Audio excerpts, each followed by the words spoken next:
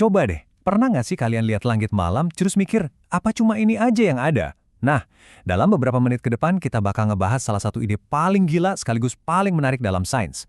Kemungkinan bahwa alam semesta kita ini cuma satu dari sekian banyak alam semesta lainnya. Oke, kita mulai dari sebuah kutipan yang benar-benar bisa bikin kita mikir ulang soal realitas.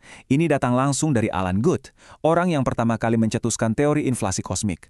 Dan ini bukan omong kosong fiksi ilmiah loh. Ini adalah kesimpulan logis dari teori terbaik yang kita punya tentang asal-usul alam semesta. Jadi intinya pertanyaannya cuma satu ini. Sebuah pertanyaan yang ribuan tahun jadi bahan pemikiran para filsuf, dan sekarang justru para fisikawan yang mulai nemuin jawaban yang jujur aja cukup mengejutkan. Nah, biar ngerti kenapa para ilmuwan sekarang serius banget mikirin multiverse, kita harus mulai dari rumah dulu. Maksudnya dari pemahaman standar kita tentang kosmos, teori Big Bang atau dentuman besar. Ini nih, cerita kelahiran alam semesta kita yang tertulis di bintang-bintang.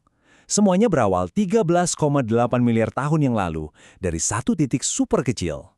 Dan yang keren, gema dari cahaya pertama peristiwa itu, yang kita sebut latar belakang gelombang mikrokosmik, masih bisa kita deteksi sampai sekarang. Kayak foto bayi alam semesta gitu deh. Tapi, siap-siap, bagian gilanya baru mulai. Bahkan di alam semesta kita sendiri, hampir semuanya itu misteri.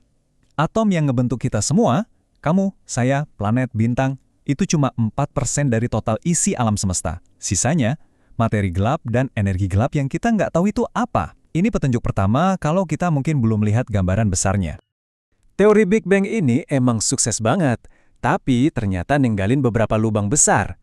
Beberapa pertanyaan mendasar yang bikin para ahli pusing dan teori itu sendiri nggak bisa jawab. Ini teka-teki pertama yang aneh banget.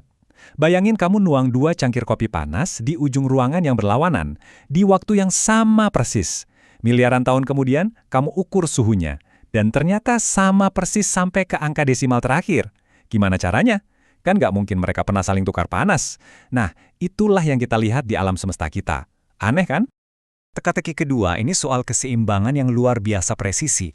Coba deh bayangin, kamu berusaha nyimbangin pensil di ujungnya yang runcing. Kena senggol dikit aja di awal, pasti langsung jatuh.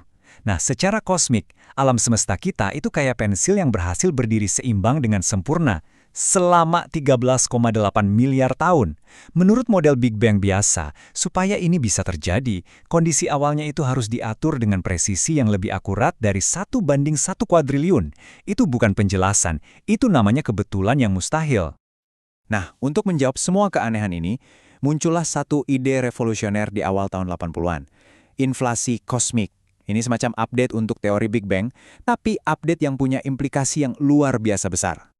Teori inflasi ini beresin kedua masalah tadi dengan satu ide yang jenius banget. Katanya, sesaat setelah Big Bang, alam semesta kita itu mengalami percepatan pertumbuhan yang gila-gilaan. Bayangin balon kecil, permukaannya kan keriput dan melengkung. Sekarang tiup balon itu jadi segede galaksi dalam sekejap mata. Permukaannya bakal kelihatan super rata dan mulus kan? Nah, itulah yang dilakukan inflasi pada alam semesta kita. Tunggu sebentar, saya mau kita benar-benar ngeresapin angka ini. Ini bukan cuma angka gede biasa. Ini adalah skala pembesaran yang hampir nggak bisa kita bayangin. Ekspansi sebesar ini dalam waktu yang lebih singkat dari kedipan mata adalah kekuatan yang ngebentuk ulang realitas itu sendiri. Dan ini membawa kita pada implikasi terbesarnya. Dan dari sinilah ceritanya jadi makin liar. Menurut teorinya, proses inflasi yang super cepat ini kayaknya nggak cuma terjadi sekali. Kalau bisa terjadi di sini di tempat kita, kenapa nggak bisa terjadi di tempat lain juga? Ini mengarah ke kesimpulan yang hampir nggak bisa dihindari. Big Bang kita bukanlah satu-satunya. Alam semesta kita cuma satu dari sekian banyak yang membawa kita ke satu kata yang mengubah segalanya. Multiverse.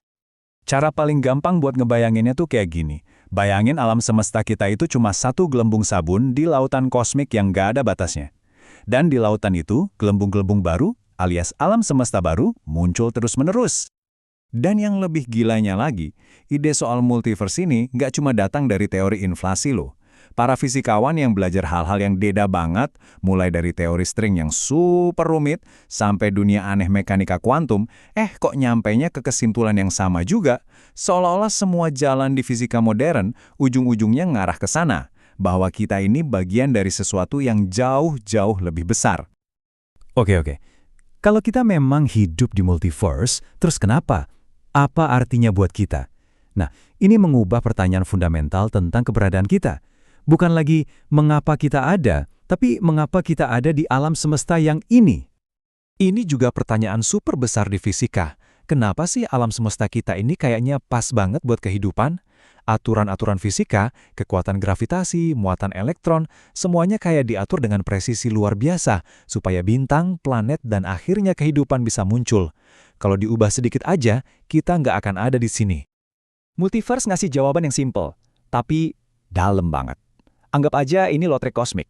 Kalau cuma ada satu alam semesta, berarti kita ini super duper beruntung bisa menang lotre dan dapat kondisi yang pas buat hidup.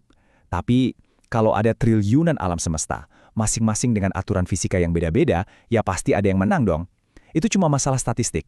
Kita ada di sini ya karena kita cuma bisa sadar dan bertanya di salah satu alam semesta yang kebetulan menang lotre itu. Persis seperti kata Sir Martin Rees, astronomer Royal Inggris. Keberadaan kita ini bukan lagi soal kebetulan yang luar biasa, tapi lebih kayak hasil seleksi kosmik. Kita berada di salah satu dari sedikit alam semesta di mana kondisinya memungkinkan kita untuk ada dan bertanya-tanya tentang semua ini. Dan ini membawa kita ke pertanyaan terakhir yang bikin merinding sekaligus penasaran. Jauh di masa depan, triliunan tahun dari sekarang, saat alam semesta kita mungkin mulai dingin dan mati, mungkinkah sebuah peradaban yang super maju bisa menemukan cara untuk pindah ke alam semesta lain yang lebih mudah? Kita belum tahu jawabannya, tapi kemungkinan itu, wah, itu membuka imajinasi kita tentang tempat kita di kosmos yang ternyata jauh, jauh lebih besar dan lebih aneh dari yang pernah kita bayangkan.